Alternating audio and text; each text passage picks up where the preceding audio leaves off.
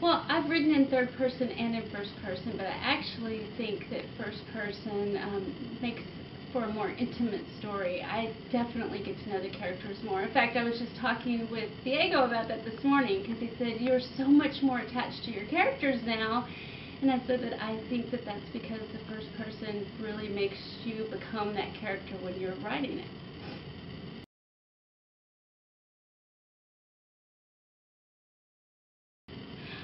Music is everything when I'm writing. I have songs that absolutely, every time I hear them, is a particular scene of a book. Kind of like Chris in Inside Out paints to music.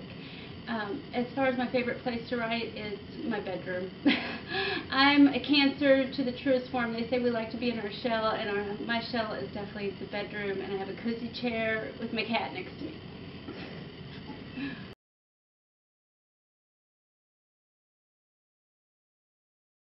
Oh, I have writer's block every book.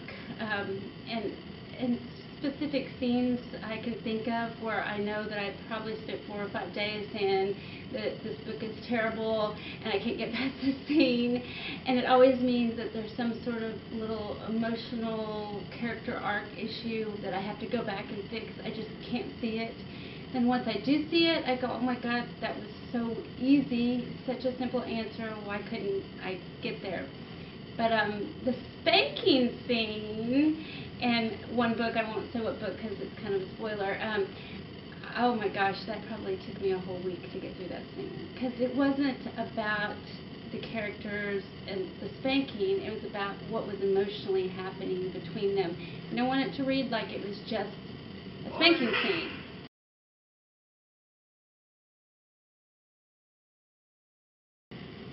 Well, I actually did some acting, quite a bit acting when I was younger, and got back into it, oh gosh, maybe in my late 30s, and but it just wasn't the right time. It didn't feel right anymore. But creatively, I really needed an outlet. So I was in an airport, and I grabbed a book one day, and I started reading, and I was like, I love books. I'm going to write a book. And I did, and I never stopped.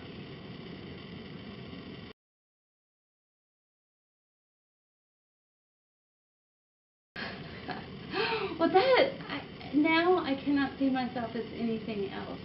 And in fact, that's why through all the rejections and the long years trying to make it, I never quit because there was nothing else that I could see myself be. And I don't know that you can be as determined as you have to be if you allow yourself to see yourself as something else.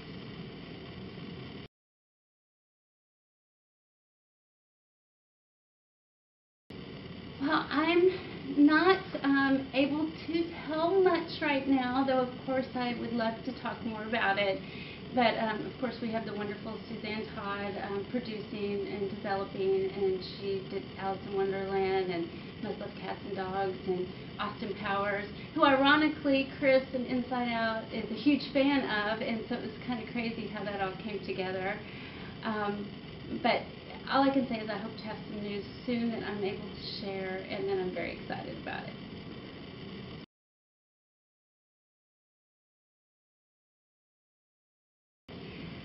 Well, it started with Diego, my fiance, finding a journal in a storage unit, and he started reading it, and it kind of became like he couldn't look away. He was obsessed with the pages. He got to know the character, and well, I say a character, but it became like a character to him in a book that he was reading.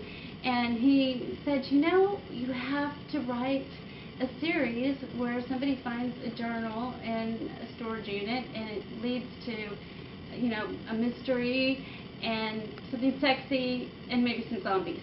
And because he thinks everything needs zombies, but of course I do not. But during that time we were buying and selling storage units, very much like on Storage Wars. And so that's how it came about. He told me, you got to write this, and I said, I don't have time to write this. And he said, you have to write this, and that repeated about 1,000 times until by the time I did write it, I already had these characters in my head, and I already knew them and loved them. And I think that's part of what made this series special is that, one, it has that personal connection, And two, I felt very intimate with the characters before I started writing. Many times authors are on deadlines and they basically get to know the characters. They know them quickly for 2 months. I get to live with these. I lived with the characters for years before I wrote them, and then now I'm fortunate enough to live with them over time again.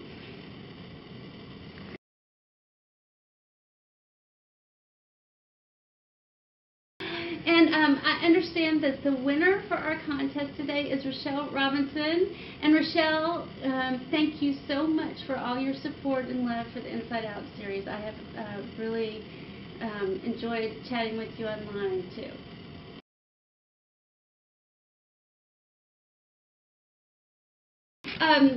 So I have a new series starting July 22nd called Escaping Reality. It's the first book in The Secret Life of Amy Benson. And it is like the Inside Out series, a sexy mystery, but a whole different world. And I'm really excited for everyone to meet Amy and Liam Stone. He is very dominant and rich, but nothing like Mark or Chris. He's very unique and different, and but very sexy. So I'm looking forward to finding out if you think so too.